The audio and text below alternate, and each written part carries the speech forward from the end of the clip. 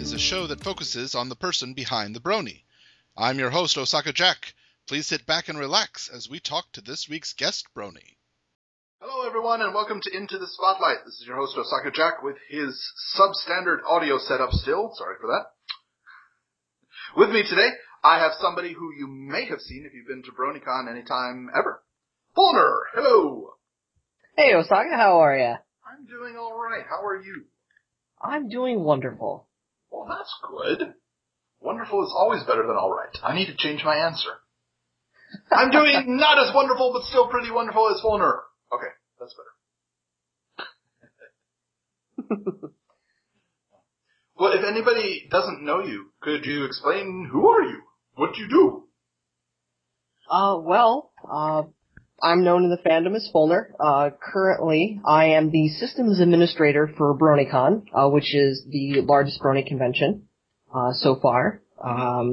I used to be the head of VIP relations, but due to my final year of school at Rochester Institute of Technology, where I'm studying information security and forensics, I decided to step down from my role, but I'm still going to be playing a little bit of a role with BronyCon. But right now, just focusing on my academics. Okay, good idea. So, like, beer pong, or? No. I know. I'm sorry, I'm joking. If I had really meant it, I wouldn't have said that, but okay. Beer pong isn't a fun game anyways. I know. I was disappointed. Let's throw some ping pongs into a cup. Yeah. It reminds me of the Bozo Show's grand prize game. I don't know if anybody here is old enough to remember it, but yeah. Guess just me. That's okay. Too young. I'm too young. Back in my day, we had to hope for the television to turn on after 30 seconds of warming up. Oh, those CRTs will do that to you.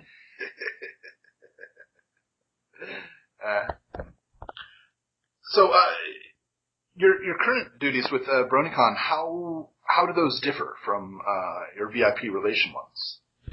I mean, obviously, it's implied that it's going to be slightly less time and effort on your hands, because that's devoted to academics now.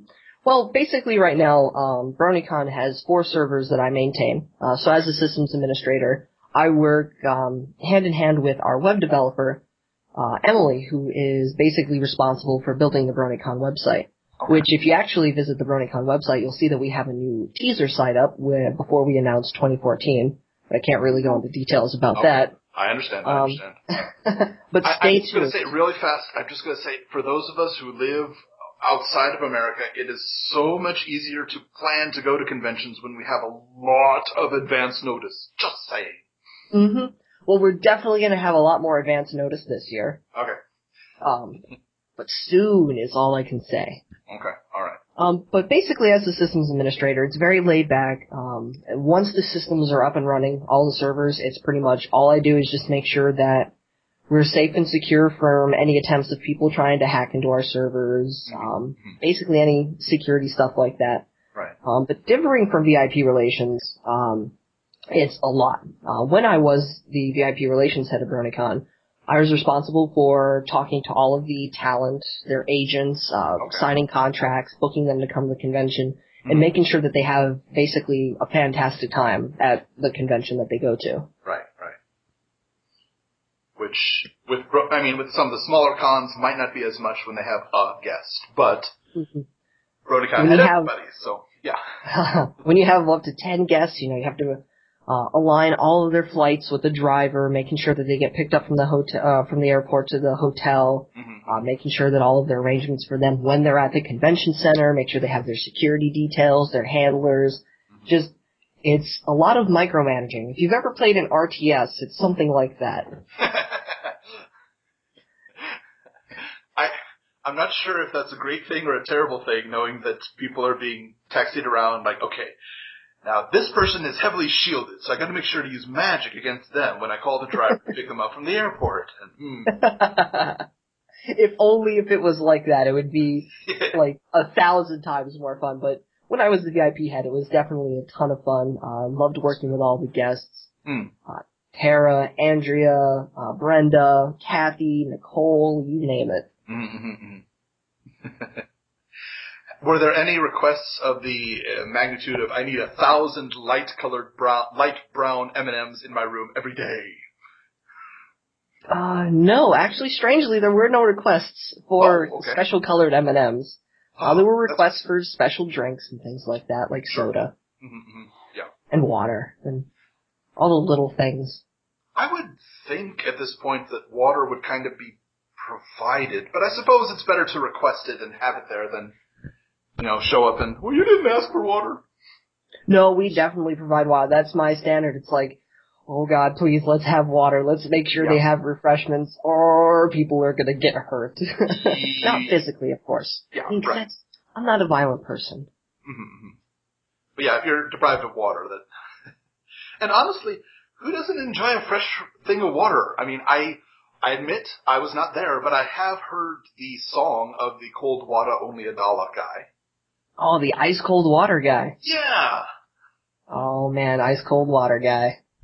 Was that person affiliated with BronyCon or just kind of showed up? No. He's there every week. It's because of the Baltimore Orioles games. Right. So they kind of just do their street selling, basically.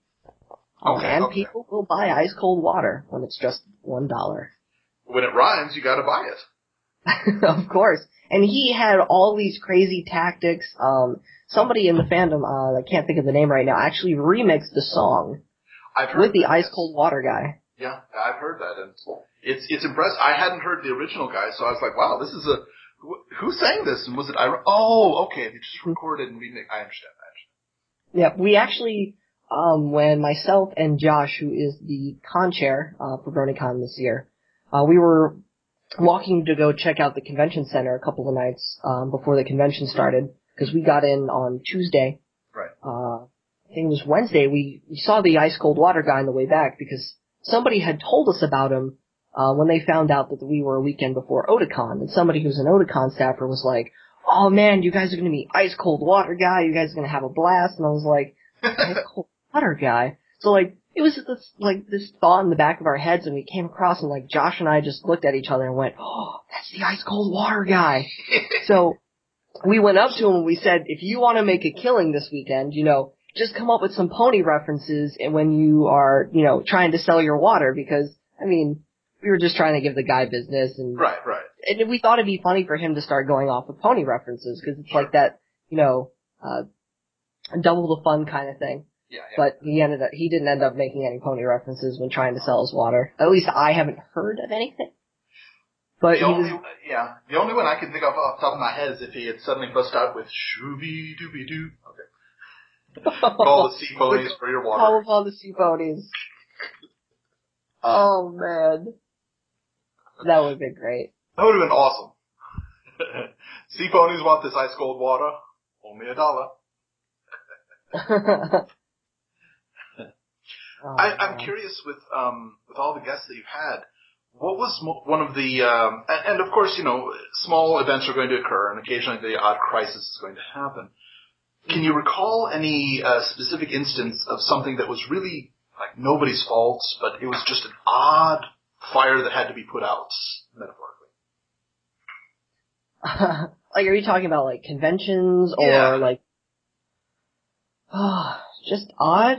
Yeah, just like some situation that occurred that just nobody was expecting and kind of... The big one that comes to mind for me would definitely have to have been LPU, personally. Well, yes, yeah.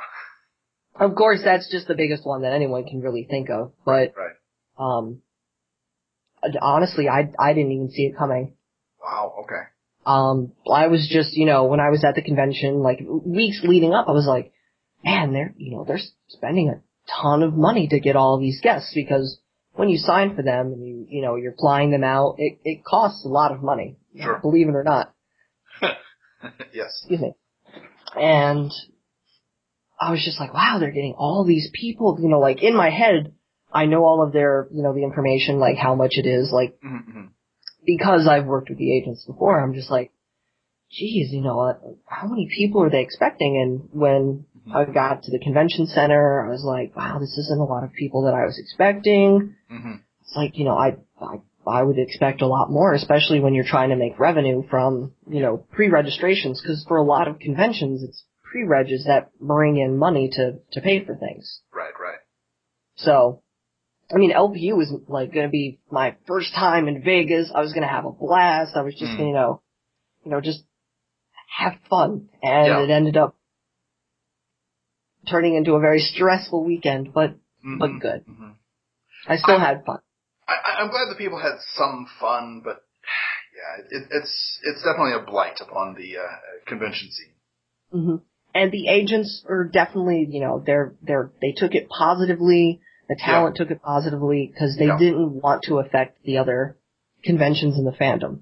Oh yeah, I mean, it could have been, an extreme explosion. Disastrous. And that's it. No more VAs for anything could have happened. Could easily have happened. Sure. Mm-hmm.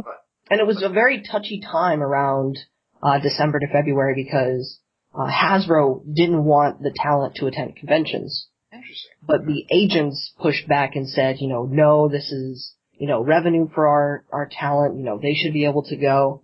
Yeah. And with LPU suddenly happening right when they lifted it, it could have went the wrong way very quickly, but luckily we were able to work with them and resolve it. Good. Yeah.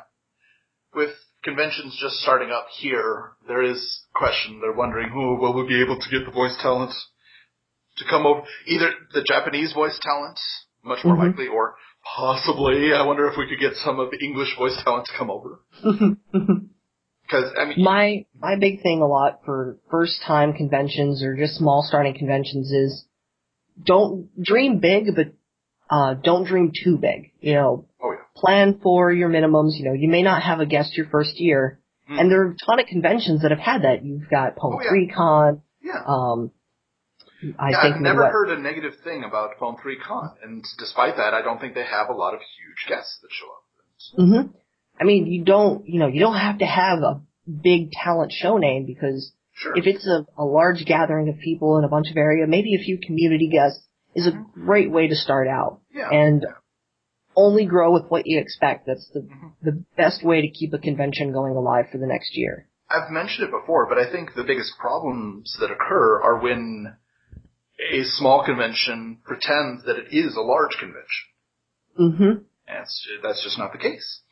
I mean, everyone wants to dream large, dream big, go for that super awesome extra mile, but when it comes to, conventions, financials, there's a lot of things in the background that happen, signing venue contracts, catering contracts if it's required, unions, it gets pretty big very quickly. Oh, absolutely. I don't expect it to. Not something to be thrown together at the last minute. Absolutely. Oh, most definitely. Which is why I'm hoping that BronyCon will announce when it's going to have next year's show so I can possibly come. Probably not, but there's a chance. There's a small chance. I wish I could give you details. But I'm not pushing. I'm just saying in general, not just BronyCon, a lot of the other cons too. I mean, I know Everfree Northwest has announced the July 4th weekend again, which unfortunately I just can't do this year, or next year. I won't be able to do it. So I'm looking at the times when I have vacation and hoping that other cons congeal around that time. Yeah. Would be nice. I did make, last week I made a joke with the, Japan, they're calling it convention. I'm still on the fence whether or not it's convention, but okay. They call themselves cons, so okay. But I made a joke to, Peter New and Andrea Libman. I said, well, if we pay you guys your weight in sushi, will you come out to a Japan PonyCon? And Andrea responded, time to gain some weight. Oh. Which is a perfect response, I think. But sushi is so good. Andrea loves sushi. And I love sushi. Sushi is very good. I'm not going to guarantee that sushi you get here is better than you get in the States. I won't guarantee that because I know that America's really good at recreating the restaurants of the country of origin. But chances are there are better sushi places here. I will make note of that. I'm going to say, yeah.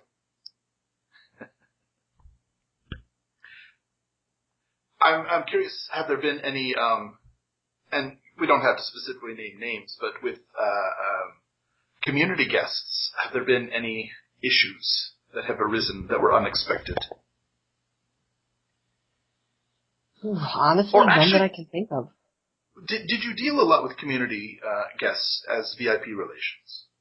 I did not. Okay. VIP relations mainly deals with the show talent. Anybody that works with the show or has some affiliation was my department. I understand.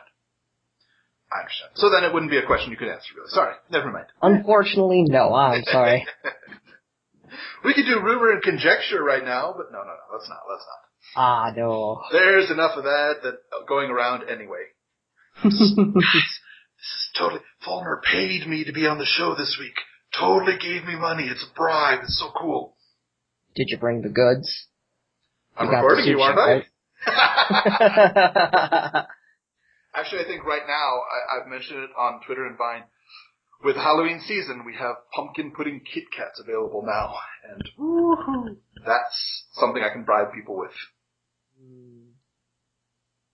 Imagine pumpkin pie with a cinnamon dusting on a Kit Kat. I would suggest that you talk to Michelle Creeper about these. She loves Kit Kats. When I went to Everfree Northwest, I brought her some green tea Kit Kats she didn't care for, and some of the blueberry cheesecake Kit Kats, which were special release, which apparently were really enjoyed. Oh, and the passion fruit Kit Kats, that's right. Japan gets new Kit Kats every few months. And they're just... They get all these amazing flavors, but nothing for the United States. This saddens me. It's a double-edged sword, though, because we get these amazing flavors, but they never come back. Passion fruit Kit Kats were here in spring, but they're gone now, and they're never coming back. So you have to, stockpile them. If you want to be eating them for a long time, yeah. And you could do a Kit Kat black market if you really wanted to. I mean, I think it'd be pretty profitable for you. I'm not sure how long a Kit Kat would survive, though. Hey, man, you want a passion fruit Kit? Didn't they stop those 4 years ago? Well, yeah, but I've kept it cool. You want a passion fruit Kit Kat? I got lots of them. Whole pallet for you. Honestly, I think the strawberry cheesecake ones would probably be the best ones to do that for. I would buy all of them. They were really, really good. But on the other side, the Azuki ones were absolutely terrible. Oof. Azuki, the name just makes me not want to eat them. It's a sweet bean paste that Japan likes to put in some candy items. I don't care for it as a general rule, but put it in between chocolate and it just got really bad. Well, one of the other things that you have been involved in is search and rescue. Yes. I was a ground team leader for search and rescue with the United States Air Force for about 6 years, 6 to 7. It ranges. Mm-hmm. But was definitely something I was involved with for quite a long time. And I recently retired, actually coming to my 1-year retirement date in the next couple of months here. Happy retire-versary then. Oh, well, thank you. That should totally be an event. We should totally have retire-versaries. Oh, boy. Get on it. Give me cards, Hallmark. I want cards. I'd be surprised to see if they actually had any retire-versary cards. You know, let's look for it. And if anything else, we have to write down today's date and say that we were the first ones to think of it. Retire-versary. Copyright, do not steal. Mm-hmm. Absolutely. Original content. Yep. Playing along with that joke in the fandom. Oh, jeez.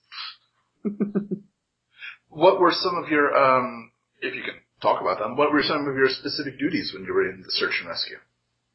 Well, as a ground team leader, I'm responsible basically for, if I'm part of a group, usually, there's, the way that the regions are broken down to is that you have the entirety of the United States, the 50 states. Yes. So then you have 7 regions that all take part in sections of the United States, so like Midwest, Northeastern region. Okay. Our group was part of the Northeastern region, and the New York State wing as part of Middle Eastern group in New York.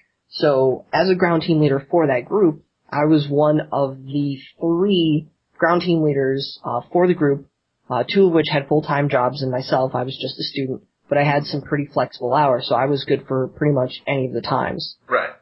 So, with only being the 3, there was a chain to where they would call the first one, they'd call the second one, they'd call the third one, and say, can any of you make this, this mission? Right. And if one of you says yes, so let's say, for example, I get called on to do a mission, so I would have to call my team. I would have to call everybody on the list that's authorized to go out onto a mission, say, can you be at mission base in 45 minutes? Okay? Yes. All right. I'll see you in 45. Okay. Then as soon as I'm done calling everybody, it's usually around the 30-minute mark, so people start, pouring into the base. Right. So as they're getting in, I have to fill out all of their paperwork, sign them off, make sure all of their certs are good, make sure their ID is current, and then pretty much start prepping the vans and the equipment and the aircraft if necessary. Okay. Basically, the United States Air Force has an auxiliary called the Civil Air Patrol, which I'm a part of, and we have the largest private fleet of Cessnas in the world. Oh, wow. They're usually Cessnas for every group, if not multiple Cessnas for every state. Okay. So these aircraft usually are equipped with the pilot, the navigator, and the mission operator, which has a camera. And usually what they'll do is they'll fly out to where an emergency beacon, and they'll circle around, look for any aircraft wreckage, smoke, fire. And if they see anything, they'll take pictures, send them back to us using our satellite system, and they'll give us the GPS coordinates, and then we go out and do the dirty work in the field. Okay. So it's a lot of bushwhacking. If it's like wintry, snowy, we're hiking through the woods, just basically trying to get to the aircraft within the first 24 hours, which is the most essential time. Sure. It's 24 golden hours, basically. Right.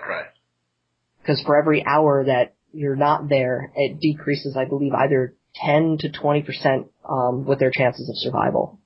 Well, that makes sense. Yeah. Okay. Huh. I have to say, at least the first part of what you described to me is the substitute teacher system in Missouri. In that, if you wish to be if you get the certificate, then you sign up to be a substitute teacher. They will call you at like 5 a.m, and when you answer, they'll say, please put in your teacher code. And you put in your code, and they will say, do you wish to work today at this school, teaching this job? If yes, press 1. And if you're up to it, you push 1, and then you get dressed, and then you go to that school and you teach for the day. And if you say 2, then the call automatically goes to the next person who's on the list. Wow. I wish our system was automated. We don't even have an automated system to do that, basically. Everything is by hand. I kind of would prefer that search and rescue be done by hand. I wouldn't like the idea of your entire team being put out there because somebody because there was a glitch and somebody hit the wrong button or something. Yeah. No, I definitely agree. Yeah. Sometimes by hand's the best way. Yes, indeed. All right. Well, one question that I ask in each of my interviews, in all of My Little Pony, what would you say is the one line or one scene that defines you as a brony? Ooh. Well, this is a tough one. One scene. One line or one scene, yeah. I've had a few people say an entire episode, okay, just trying to avoid somebody saying, the whole thing! Okay, no. Ooh, man, this is one of those tough questions. Like, I thought you were gonna be like, who's your favorite pony? What's your favorite episode? Because those are usually pretty easy for me. Exactly, yeah, that's why I don't ask. One scene that defines it.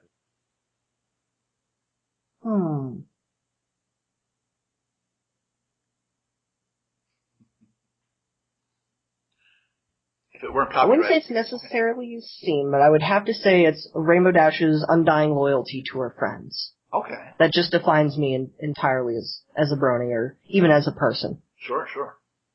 I can see that. Can you think of a specific instance that just really calls to you? I have my own favorite Rainbow Dash loyalty scene, but I'm interested in it would have to be in the first episode, or the first two. That's the whole episode for me, basically, even though it's a two-parter.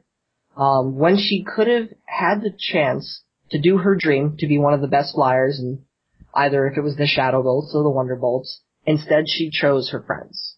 Yeah. Rather than something that she's been dying for her entire life. That's and that speaks a lot, especially on like a personal level. Mm-hmm. Definitely. My, the line that I always use if I'm going to describe Rainbow Dash's loyalty is in Hurricane Fluttershy. She really wants the record. They want the record. She really wants Ponyville to get the record. And then when she shows up that day, so many of the ponies are not there. And I can't remember who is it that turns to her and says, "Should we give up?" And she just, not even a heartbeat, says, "No, they need that water." Bam, right there. Forget the record. They need that water. Just bam. That's it. Yep. I know I've been working for this for a long time, but forget it. It's less important. Go. I'll eat the record if it means that I still get to do my job. Yep. Because people need it. Yep. Yeah. Yeah, I'd say that's good. It's yeah. As we're recording this, yesterday was the Japan PonyCon. I mentioned it to you before we started recording, but of the main six, Rainbow Dash scored the lowest on popularity with them. Which I'm still shocked to even know. It's like a complete flip from the United States. It's just everyone in the U.S. is like, yeah, Rainbow Dash is best pony. I think probably it is like most people who like all of the main six just when they have to choose a favorite. Yep. Personally, I enjoy every character. Yes. But no, yeah. And if anybody listening is curious, the bottom ranked pony was Rainbow Dash, but the top one was Applejack. Applejack of the main six. Which I'm not sure I've ever seen Applejack score top score on main six popularity in the States. True. And of all the characters, don't you think that's an interesting pairing that they had? Tied for first, Princess Luna and Applejack. What? Well, looks like we're gonna have Applejack as a princess in season 5. Lunajack is the new shipping.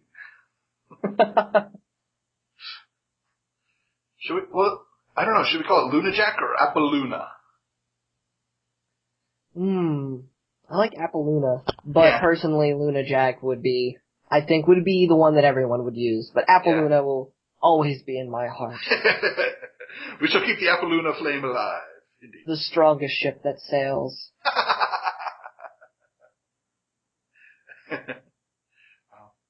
So, working as much as you have with BronyCon, I have to know, what was the stands out in your mind the most cosplay that you've seen at BronyCon? What was the question again? Which cosplay has just stood out in your mind the most out of all the ones that you've seen at the BronyCons?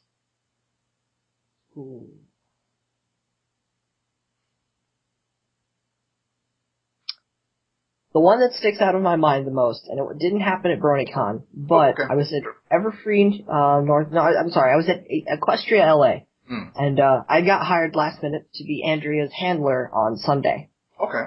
And this little girl, she was dressed up as Fluttershy. She had to be at least 6 years old, but it was the most adorable cosplay I had ever seen.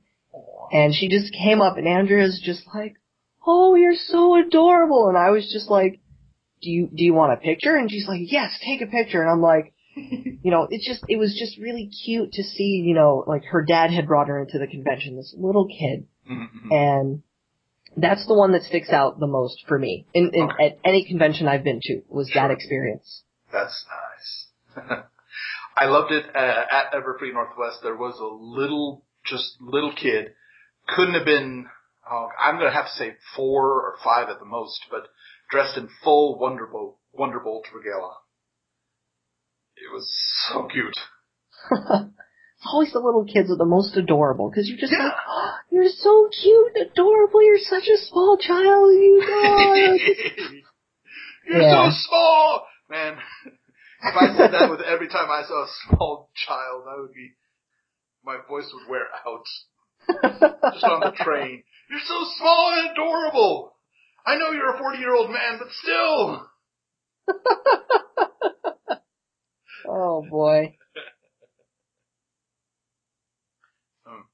So, which, obviously you're going to be attending BronyCon next year, but is there any other will not miss on your list?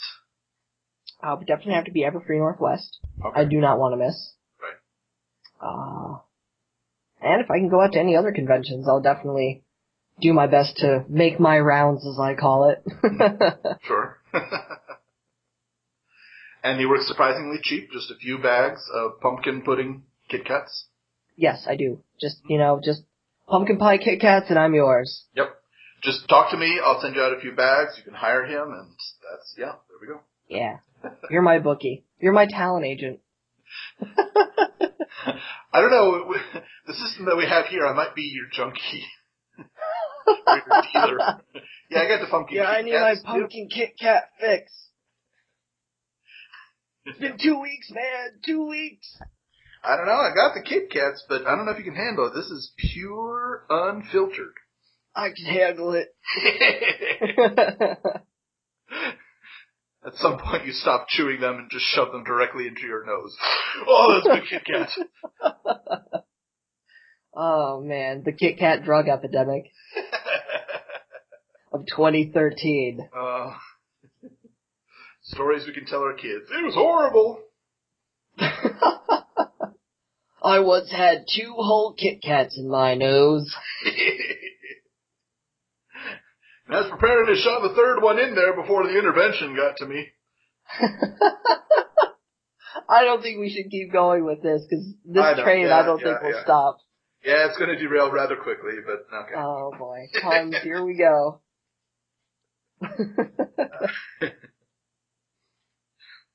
Well, have you ever considered doing cosplay? Because I've only seen you at Everfree Northwest, but there was no cosplay aspect to you. Aside from you being Hasbro. Yes, that's true. You were Hasbro. That was my cosplay for the convention. That deserves an explanation. Oh, well, it was actually just pretty much a joke that I was just going with. It's because of the suit. I was like, I think I'm going to have fun with the suit, because when you're in a suit, nobody really questions you. Yes. At least from what I've had at conventions. This was a big thing for me at LPU. As long as you have a stern walk, a face that looks like you know what you're doing, and the suit to go with it, everyone's going to either think that you work for the hotel or that you're somebody of big importance, which you have just described the last decade of my life. Yep. As long as I have decent clothes, good stride, and serious face, I can pretty much go anywhere in Japan. And yep, okay. Because it's with people's subconscious, because they see the suit, they see that you have a walk, and you just look like you know what you're doing, or that you belong there. They're just going to go, oh, that probably works here, and just, they don't think anything of it. I have had Japanese people ask me directions. Oh, okay, man. Okay. Go ahead. I actually had somebody at a con ask me about a hotel question.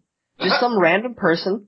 Just, they came into the hotel, they're like, excuse me, sir, do you know where I can, where the elevator to get to, room, 1367 is? I'm like, I'm sorry, I don't work for the hotel, but the front desk is right around the corner, they'll be able to help you. But at OPU, I was joking. I was like, I could write Hasbro on the back of my badge, and, people will probably believe it's true. So, it's just something stuck in the back of my mind. And so when I went to Everfree Northwest, I was like, no one's gonna really believe Hasbro written on the back of a badge. But you would be surprised. Mm-hmm. There were few people who legitimately thought that I was from Hasbro. They came up to me and they said, man, are you really from Hasbro? And I'm like, no, I'm not. Wow. I knew of the cosplay, but I figured everybody would get the joke. So did I. But I assumed incorrectly for a little bit. It would seem so, wow. Mm-hmm. But I would say that if I was going to do a cosplay, I would probably do either Soren or Shining Armor. Okay. Mainly because of how closely related they are to something sub-military. Sure. I can see that. So, Soren looks more like a captain from an airline, but that works for me because I really like aircraft. nobody's saying that a captain from an airline cannot be ex-military, and a lot of them are. You'd be surprised. A lot they're retired, ex-military. Exactly. Yep. And they just fly aircraft because it's something they enjoy. Mm-hmm. And have experience doing, flight hours. Yeah. And Shiny Armor is was captain of the Royal Guard. I'm pretty sure he isn't anymore now that he doesn't live in Canterlot, but... Now he's the prince of his own kingdom. Yeah. And apparently the track coach. That too. I'm not sure if that would count as military, but you get to blow a whistle and then order people around while you're wearing a baseball cap, so hey. Close enough. Good enough, it works. Yes. Works for me. How about Iron Will? We can, drill instructor. Yelling a lot. Catchy rhymes to march to. Well, they would... His rhymes are not really cadences necessarily for marching, but they're close enough. Yeah. He's competent enough at rhyming that I think he could adapt. He strikes me more as that overzealous gym instructor. Substitute gym teacher. There we go. Yeah. It's like, all right, today we're going to work your glutes. We're going to go up, down, left, right. It's like, what are we doing? I would say it reminds me more of the gym teacher who really hasn't studied any new things. So like, okay, we're getting out the medicine balls. What? People use that? Little kids. People use those still? Really? Okay. Medicine balls, sure. We're going to do side straddle hops. What are those? Jumping jacks. They're called side straddle hops? Yes. Apparently called star jumps now. I didn't know this, but somebody told me that star jumps is the proper term. Whatever. I guess people don't play jacks anymore, so, Oh, man. I gotta tell you, I always skunk at it. Younger generation, you may think it's bad stepping on a Lego. You have no idea how much worse it is stepping on one of your sister's jacks. Oh, man. Those things blended into the carpet, and you wouldn't know it until it was punctured. And then your foot bleeding. And you're like, what? Yeah. Legos are bad. One single jack is so much worse. It could topple an entire fandom.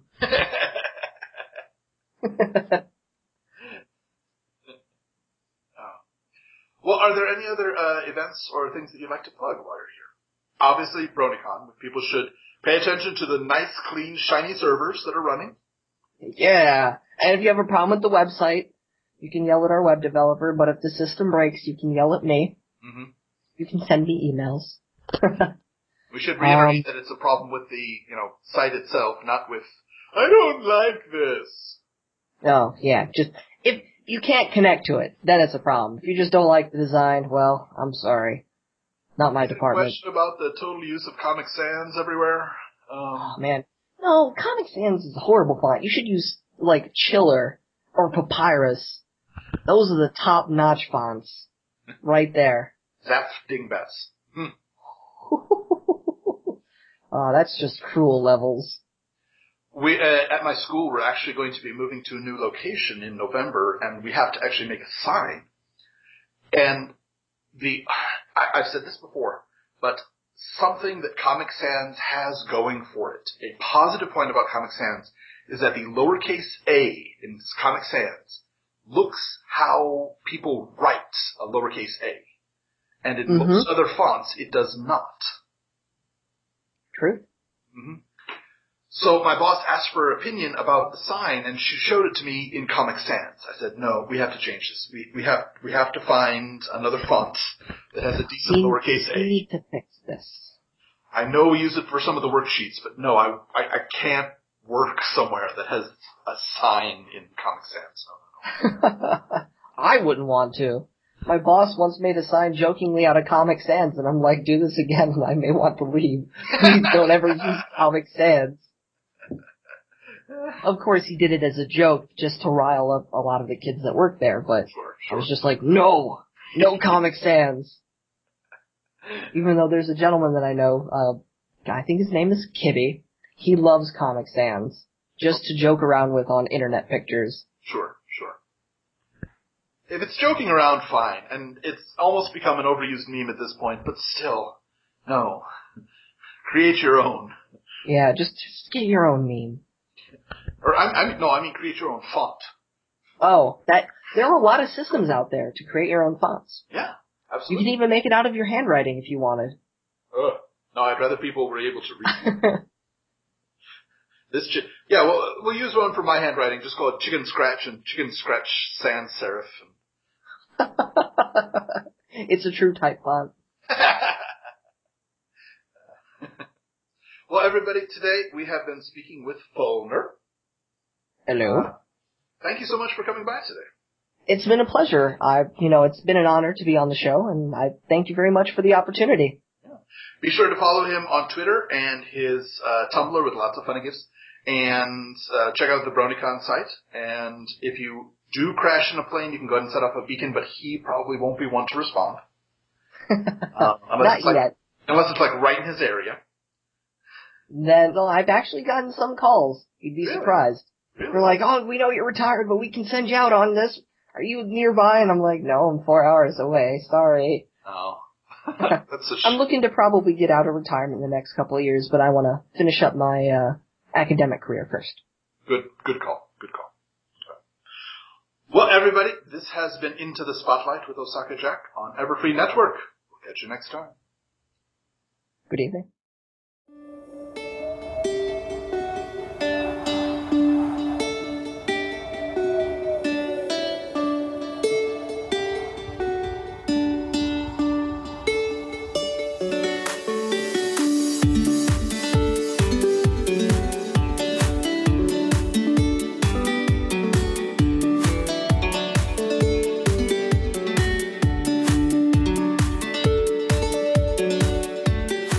Spotlight is a show that focuses on the person behind the brony. I'm your host, OsakaJack. Please sit back and relax as we talk to this week's guest brony. Hello, everyone, and welcome to Into the Spotlight. This is your host, OsakaJack, with his substandard audio setup still. Sorry for that. With me today, I have somebody who you may have seen if you've been to BronyCon anytime ever. Feulner, hello. Hey, Osaka, how are ya? I'm doing all right. How are you? I'm doing wonderful. Well, that's good. Wonderful is always better than all right. I need to change my answer. I'm doing not as wonderful, but still pretty wonderful as Feulner. Okay, that's better. Well, if anybody doesn't know you, could you explain who are you? What do you do? I'm known in the fandom as Feulner. Currently, I am the systems administrator for BronyCon, which is the largest brony convention so far. I used to be the head of VIP relations, but due to my final year of school at Rochester Institute of Technology, where I'm studying information security and forensics, I decided to step down from my role, but I'm still going to be playing a little bit of a role with BronyCon. Mm-hmm. But right now, just focusing on my academics. Okay, good idea. So, beer pong or? No. I know. I'm sorry. I'm joking. If I had really meant it, I wouldn't have said that, but okay. Beer pong isn't a fun game anyways. I know. I was disappointed. Let's throw some ping pongs into a cup. Yeah. It reminds me of the Bozo Show's grand prize game. I don't know if anybody here is old enough to remember it, but yeah. Guess just me. That's okay. Too young. I'm too young. Back in my day, we had to hope for the television to turn on after 30 seconds of warming up. Oh, those CRTs will do that to you.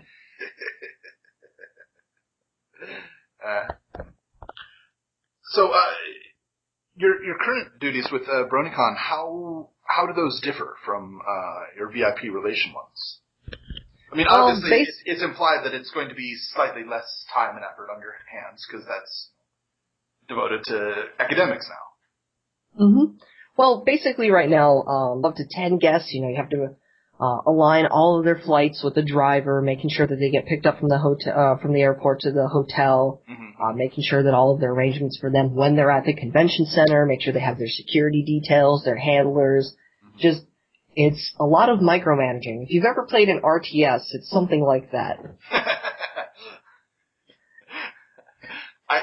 I'm not sure if that's a great thing or a terrible thing, knowing that people are being taxied around like, okay, now this person is heavily shielded, so I got to make sure to use magic against them when I call the driver to pick them up from the airport. And, If only if it was like that, it would be like 1,000 times more fun. But when I was the VIP head, it was definitely a ton of fun. Loved working with all the guests.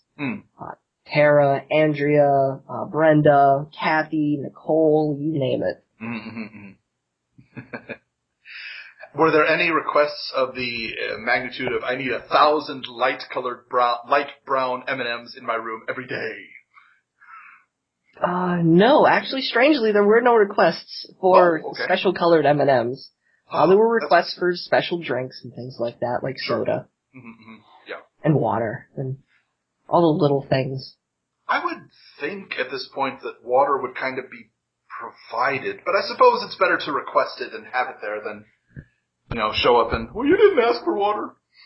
No, we definitely provide. BronyCon has 4 servers that I maintain. So as a systems administrator, I work hand in hand with our web developer, Emily, who is basically responsible for building the BronyCon website. Okay. Which, if you actually visit the BronyCon website, you'll see that we have a new teaser site up before we announce 2014. I can't really go into details about that. I understand. But stay tuned. Really fast, I'm just going to say, for those of us who live outside of America, it is so much easier to plan to go to conventions when we have a lot of advance notice. Just saying. Well, we're definitely going to have a lot more advance notice this year. Okay. But soon is all I can say. Okay, alright. But basically, as the systems administrator, it's very laid back. Once the systems are up and running, all the servers, it's pretty much all I do is just make sure that we're safe and secure from any attempts of people trying to hack into our servers, basically any security stuff like that. Right. But differing from VIP relations, it's a lot. When I was the VIP relations head of BronyCon, I was responsible for talking to all of the talent, their agents, signing contracts, booking them to come to the convention, and making sure that they have basically a fantastic time at the convention that they go to. Right. Which, with some of the smaller cons, might not be as much when they have a guest, but BronyCon had everybody, so, yeah. When you have, that's my standard, it's like, oh God, please, let's have water. Let's make sure they have refreshments, or people are going to get hurt. Not physically, of course. Yeah, right. I'm not a violent person. But yeah, if you're deprived of water, that... And honestly, who doesn't enjoy a fresh thing of water? I mean, I admit I was not there, but I have heard the song of the cold water, only $1 guy. Oh, the ice cold water guy. Yeah. Oh man, ice cold water guy. Was that person affiliated with BronyCon or just kind of showed up? No. He's there every week. It's because of the Baltimore Orioles games. Right. So they kind of just do their street selling, basically. And people will buy ice cold water when it's just $1. When it rhymes, you gotta buy it. Of course. And he had all these crazy tactics. Somebody in the fandom, I can't think of the name right now, actually remixed the song with the ice cold water guy. Yeah, I've heard that, and it's impressive. I hadn't heard the original guy, so I was like, wow, this is who sang this, and was it Oh, okay, they just recorded and remixed. I understand. Yeah, we actually, when myself and Josh, who is the con chair for BronyCon this year, we were walking to go check out the convention center a couple of nights before the convention started, because we got in on Tuesday. Right. I think it was Wednesday. We saw the ice cold water guy on the way back because somebody had told us about him